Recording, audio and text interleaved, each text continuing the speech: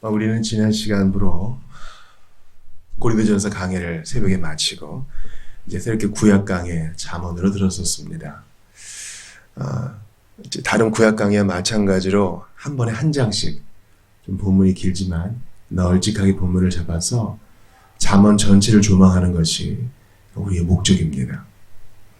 그리고 아까 기도에도 우리가 언급했지만 이 잠언을 통해 이제 교훈을 얻고 단지 어떤 좋은 잔소리, 좋은 속담 정도 받는 것이 아니라 여기에서도 그리스도를 발견하고 십자가 마음을 마땅히 어디에 둬야 되는지 또 깨달을 수 있기를 바랍니다.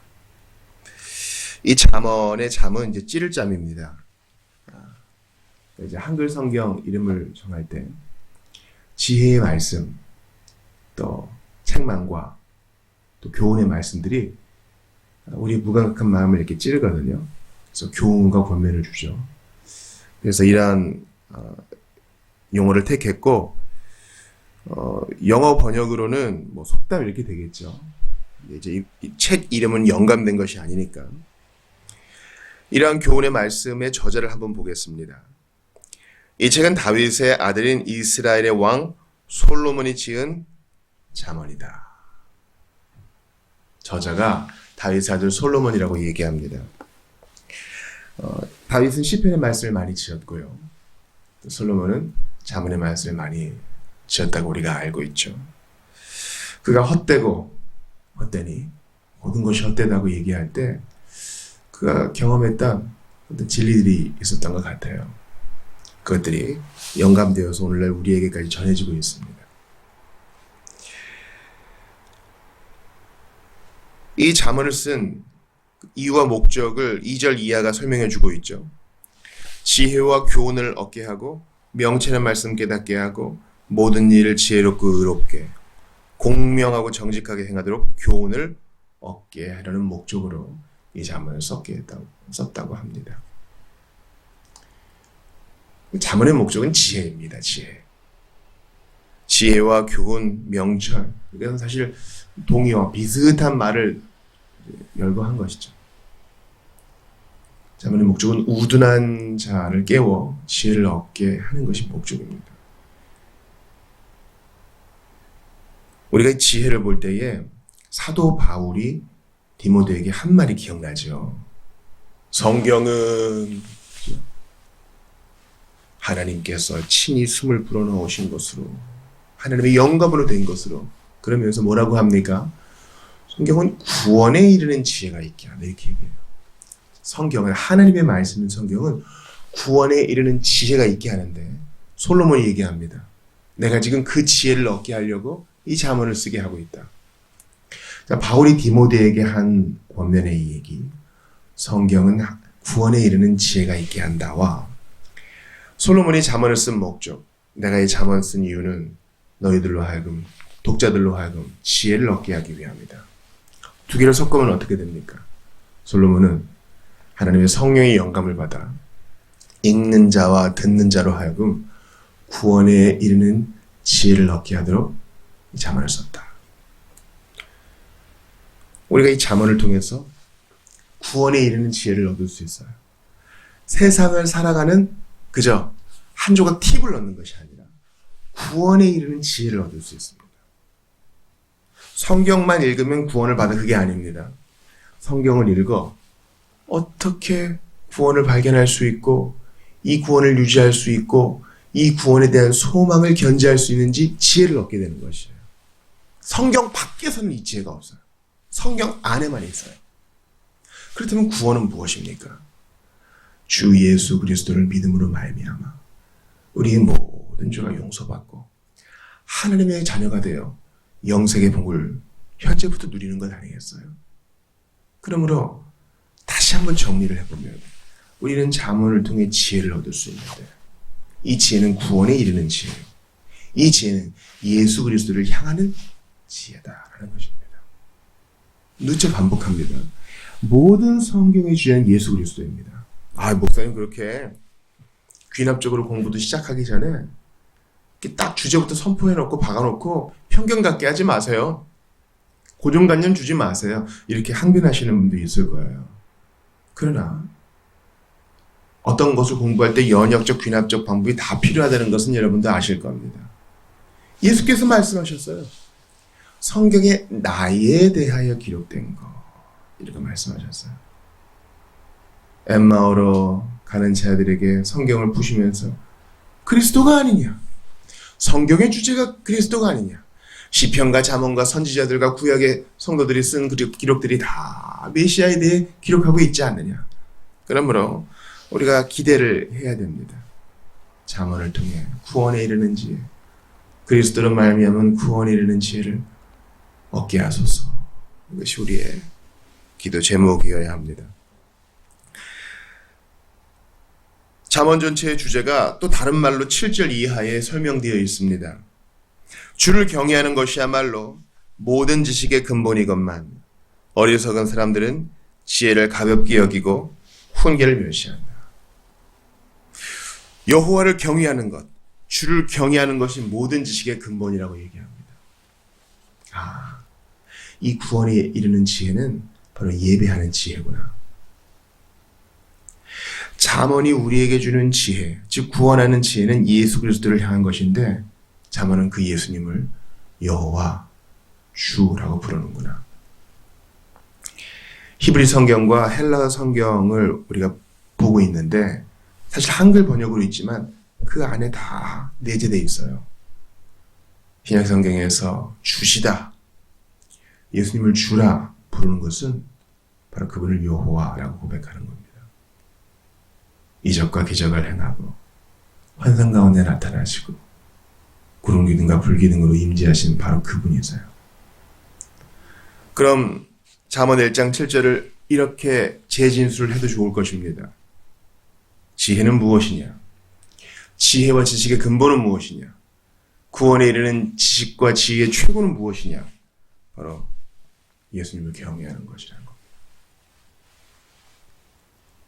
지혜와 지식은 어떤 비밀한 지식, 비밀한 문서, 암기해야 될 내밀한 사항을 말하는 것이 아니라 예배하는 지혜예요. 엎드러지는 지혜입니다. 나의 부족함을 인정하는 지혜입니다. 우리 예수님만이 창조주이시고 나의 구원자이십니다라고 신앙 고백하는 예배하는 지혜인 것입니다. 오케이, 오늘 이거 알았어. 이거를 이제 종이에 잘 적어가지고 부적처럼 하루 종일 잊지 말고 있어야겠다. 그리고 요거를 가지고 있으면은 나쁜 일 다 없어질 거야. 그런 지혜가 아닙니다. 참으로 옳습니다 하고 욥처럼 엎드러져 나의 죄를 회개하며 주님을 경배하는 것이에요. 내가 가는 길 비록 좁고 내 뜻대로 안 돼도 주님을 찬양하고 노래하는 것입니다. 내 뜻대로 안 돼도 주님 뜻이 이루어지이다 그걸로 만족하며 나의 입을 막는 것이에요. 이게 바로 잠언의 목적이요, 구원에 이르는 지혜의 목적입니다. 어제 오후 모임할 때 한 성도가 얘기하더군요. 목사님이 예전에 그러셨어요. 찬송은 복음을 담고 있다고요. 맞아요. 신학의 목적은 찬송입니다. 예배입니다. 신앙생활의 목적도 예배입니다. 나의 구원이 아니에요. 그것을 통해 주님을 예배하는 것이에요. 선교의 목적도 예배입니다. 경외하는 것이죠.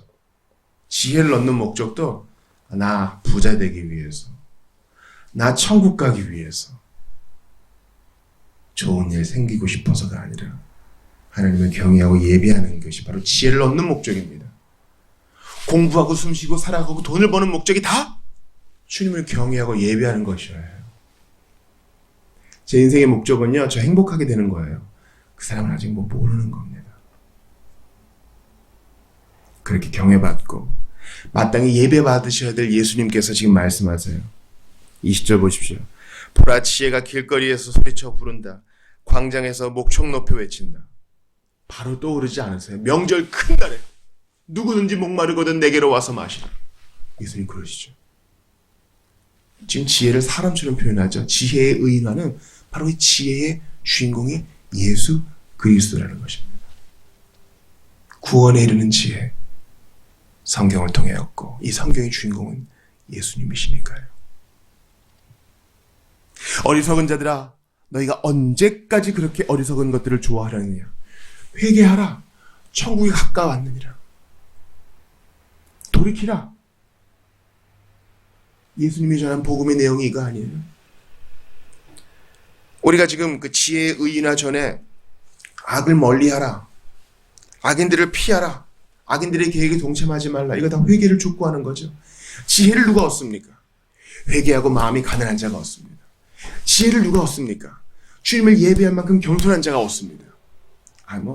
나는 가진 것도 다 있고 건강도 있고 가족들도 있고 근데 여기다가 지혜만 조금 첨가하면 더 행복한 사람이 되겠어요. 이런 사람은 결코 이 지혜를 얻을 수 없습니다. 빈손 들고 앞에가 십자가를 붙드네 의가 없는 자라도 도와주심 바라고 생명샘에 나가니 나를 도와주소서. 겸손한 마음으로 주여 어찌하오리이까 나는 우둔하고 처참하오니 나를 도와달라고 회개하는 자만 이 지혜를 얻을 수 있습니다. 이 새벽에 잠언의 첫 장을 넘기신 여러분들 이런 마음이 있으세요? 너희는 내 책망을 듣고 돌이키라. 회개를 요구하죠. 그래야 23절 놀라운 말씀이에요. 그래야 내가 내 지혜의 영을 너에게 쏟아부어 너희가 내 말을 깨달아 알도록 해주겠다. 도대체 뭐가 선후 관계인지 뭐가 원인과 결과인지 모르겠어요. 복음 분명히 얘기하죠. 회개하라. 그러면 예수의 영이 너를 잠식하여 너로 하여금 구원의 확신을 얻게 할 것이다. 모든 죄 용서를 받게 할 것이다. 성경은 조건적인 구절이 되게 많아요. 우리가 알고 있는 알량한 신학 지식은 뭡니까? 먼저 저의 마음을 열어주세요. 그럼 회개하겠습니다. 어거스틴이 얘기하죠. 먼저 그 마음을 달라고요. 맞아요. 책망을 듣고 돌이키려 하면 이것도 내 힘으로 못하는 것을 우리 알게 돼요. 이해가 되세요? 회개도 하나님이 주시는 선물이에요. 믿음도 하나님이 주시는 선물이에요. 여러분 신앙생활 하다가 주위를 보세요. 믿고 싶은데 안 되는 사람이 너무 많아요.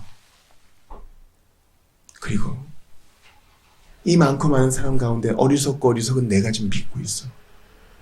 내가 회개하고 믿을 수 있게 된 것은 기적 중에 기적이요. 어떻게 이유를 찾을 수 없는 놀라운 이적입니다. 그럼에도 성경은 타협하지 않고 계속 우리를 몰아붙입니다. 성령 충만하고 싶으냐? 구원에 이르는 지혜를 얻고 싶으냐? 그럼 회개해라. 회개가 천문이다. 회개하려 하면 이 회개도 내 힘으로 할 수 없음을 깨닫게 되고 구주께 부르짖게 됩니다. 어찌하오리까?